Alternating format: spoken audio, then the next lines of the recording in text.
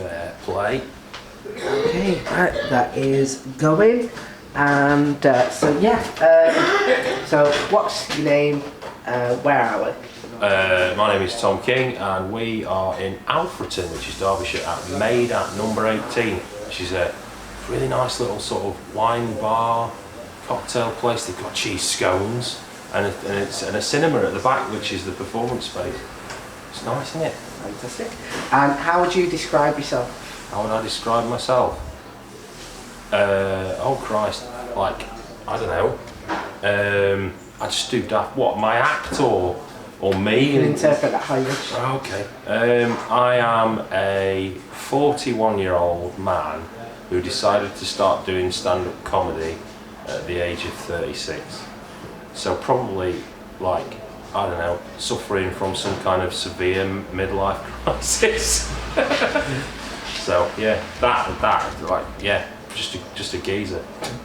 And what was it that drew you towards stand-up comedy at 36, as opposed to, say, poetry or sketch, or like, what was it specifically about stand-up comedy that drew you to that? Well, I've always loved comedy since I was a kid. I grew up watching lots and lots of stuff. My granddad introduced me to sort of Red Dwarf in the late 80s, but before that I'd loved films like The Blues Brothers and just silly stuff like that. And also then, in 1989, when they put Vic and Bob on the telly, I was like, oh wow, okay. At sort of 16, I went, I don't know, 1989 I'd have been 13 years old. Yeah, and I kind of thought, holy shit, these idiots are getting paid for doing this daft bollocks that they're doing on the telly, and Channel 4 have let them go on the telly and do that. And then that's kind of always sat with me, and that sort of formed a seed. And then like I had a kid really young after school and various different other things, and so I kind of couldn't ever do anything towards it. And then he got to an age where I didn't really need to look after him anymore. so I thought, well, sod it, and I found a way to get into doing it. So that was nice. So do you think that what a comic watches during those kind of like seminal years may inform what they do on stage? It can do. I think there's elements of that. You're always gonna wear your influences on your sleeve a little bit, especially when you start out, I think. And then obviously I got into lots of other different types of comedy other than Vic and Bob, because I mean I'm not strutting around in a pair of tights with cabbages shoved down, and I'm not doing that yet. You can't. No one else can do what they do, so you've got to find your own way of doing things. But I think you do. Your influences do inform you, sort of, a bit.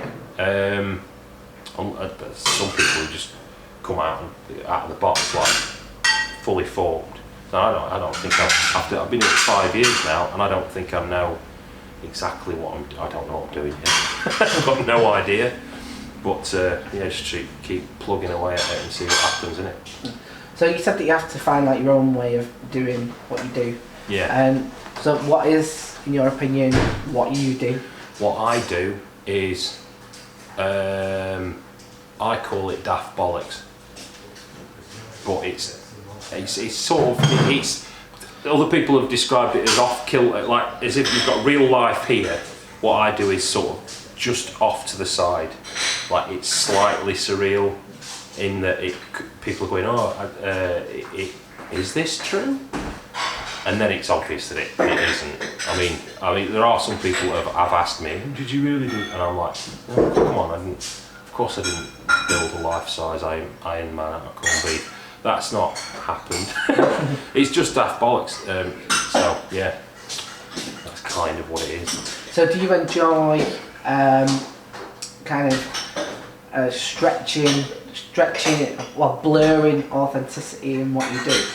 Blurring authenticity? Sort of. I think if I get what you mean by that, in that, yeah, it's not what I do is misdirection. Misdirection. Yeah, what I would say mine are really extended dad jokes that are then filled with lots of other bollocks to sort of pad them out. So I mean that's a terrible description, really. But it is. It's slightly.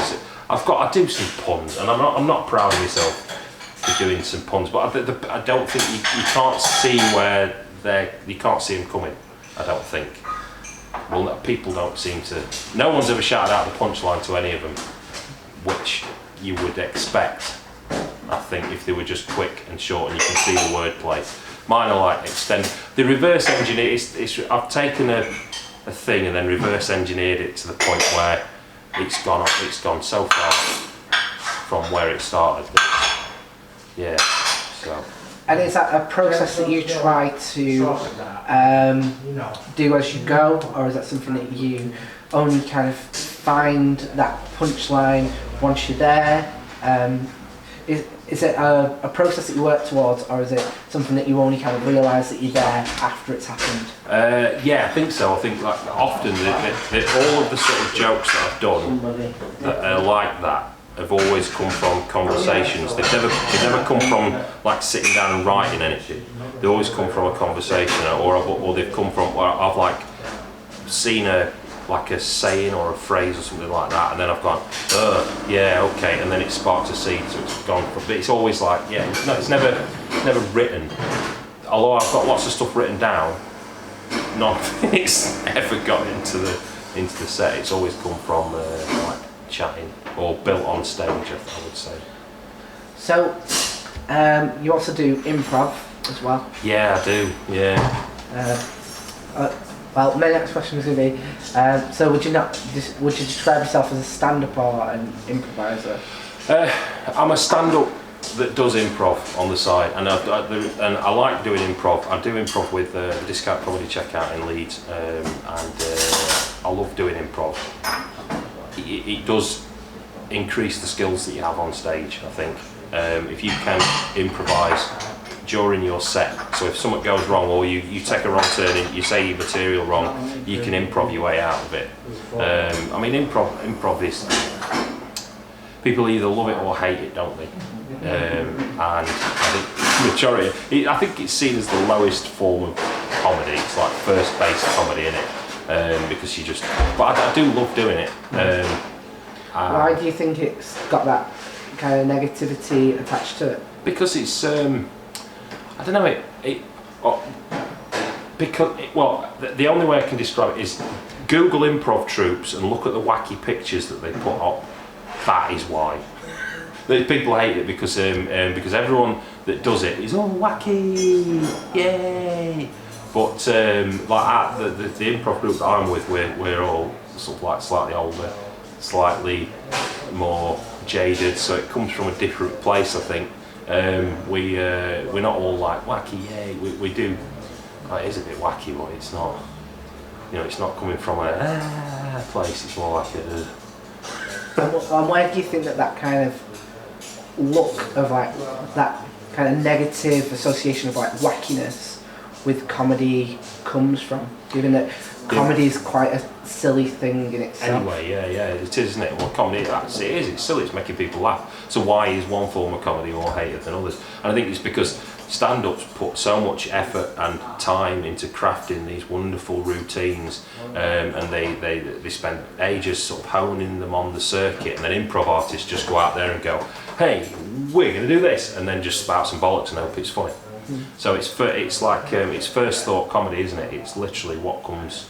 Whereas like the stand-up, and that's why, because it's comedy with no effort. But there are, but it is fun. I do really enjoy doing it. So do you think that there is an effort in stand-up? Oh yeah, there has to be. I mean, yeah, definitely there's an effort. It's like people go, it's if you're going to do it properly, you've got to put a lot of effort into it. It's a full-time job, isn't it? You've got to create this wonderful material, and then you've got to find the places to do it. So you've got to put a lot of effort into doing it. And do you think that effort is mentally taxing? Oh God, yeah. And how does that manifest itself? Tiredness, falling asleep whilst driving.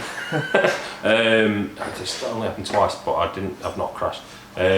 So it's it can be mentally taxing, especially if you're like starting out, because you've got to pay to get to places, so you've got to earn money to do that. So you've got to have a job, so you've got to do these things. So you've got to have 2 full-time jobs, to be fair, when you're first starting out. So, what is it that you get out of comic performance? what do you get out of making a whole room of people laugh? Well, exactly that. If you make an entire room of people laugh, there is nothing better than that wave of laughter hitting you. It's like a drug, isn't it? It's a drug, and you're constantly chasing that high, but it's a really nice, natural high. You're not doing anything illegal to get it. It's just really nice. And how does that high manifest itself for you? Oh, if your gig goes well, you feel amazing for a good couple of days afterwards. And does that, when you combine that with the pressure of the offstage requirements, that the offstage stresses that you mentioned, along with the onstage elation, how do you kind of balance that? Antidepressants. No, I'm not taking them for ages now. No, I don't know. You just kind of do. Once you start, if you're serious about doing comedy, then once you've got that first, when you've done that first gig, you constantly want that again and again and again. So you just keep doing it. You're just going to keep doing it, aren't you? It's because it's a free drug. Well, it's not free. It costs a fucking ton of money to do it, but it's just such a nice feeling making that room full of people laugh that you're going to put those pressures aside, hopefully, and just keep doing it. And do you think that, because you mentioned it being like a drug, do you think that the feeling that comedy creates within a performer, do you think that could lead to issues with like mental well-being or substances? Well, it can do. I mean, we've all heard about the comics that have had these drink and drug problems, and that there are comics that drink on stage. There are comics, because it's one of the only jobs in the world where you can drink whilst you're doing your job. So you can, or take drugs. No one's going to fucking know whether you're off your face on coke or not. Well, some people might know. I mean, the eyes are a giveaway, aren't they? I suppose it could do. Although with me, it's gone completely the other way, because now I don't drink at all. I used to drink, don't drink at all, because you're always driving somewhere for a gig. And I'm not preaching, you know what I mean, but I don't drink anymore at all, so it's kind of gone the other way. So if you felt like you saw someone who was on, like a comic performer who was being affected by trying to get that high, whose responsibility do you think it is to raise that to a performer? Because obviously in a real job that would be the job of HR. Oh, yeah. Who is the comedy HR? I don't know. I suppose it depends. It depends how well you know that person and how often you see them. Because I mean, like if you I'm from Sheffield. My mate, whoever, might be from London or Birmingham, and you might only see them every other month, and the only other time you're going to speak to them is through sort of Facebook or whatever. So how do you police other people's, how do you help them unless they want help themselves? Do you know what I mean? I suppose it's up to the people in their close-knit comedy community that they hang around with, so I suppose. I don't know, but it's also up to them to realise, I suppose, isn't it? So you came into comedy like a little bit later than like the majority of comic performers on the circuit. How do you think approaching it with a slightly older mindset changes your approach to it? I think I'm probably more reserved. It takes a lot more to get that full bore performance out of myself, because I'm more of a jaded, cynical adult. I've not got the energy of a 21-year-old, so I suppose, I don't know, it's more difficult as well. Like, as an older performer, you've got to put way more effort in to get gigs and get noticed and stuff like that, I think. And why do you think that is? Because no one wants to put an old bloke like me on the telly. You know what I mean? They want young performers, don't they? I think that's what it is. So you've got to, and also there's so many young people, and also as well, like when you're at my age, you start comedy at my age, I've already got a job, I've already got a family, I've already got those things, whereas the younger comics can start, they're all, if they're single, they can put as much effort as they want into doing it, whereas I've got other things, like a bloody mortgage and things like that to... And do you think that gives you pressures that younger comics don't have? Or do you think that alleviates some of the pressures that younger comics have? I think it's different pressures, isn't it? I mean, because I've got responsibilities, whereas like, I mean, fair enough, young comics can have, if they're living with their parents or they've got a shitload of money, then they've got no responsibilities, they can just go about doing whatever they want, whenever they want, can't they? Whereas once they get a little bit older, they're going to start realising they need to pay for somewhere to live. So yeah, it's completely different pressures, I think, yeah. That makes sense. This will probably be my final question. Why? So what is it that you want to get out of comic performance moving forward?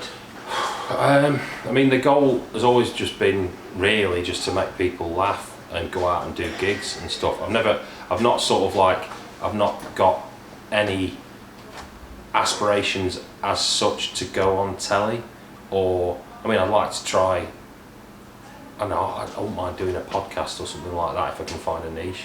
They're quite popular, aren't they?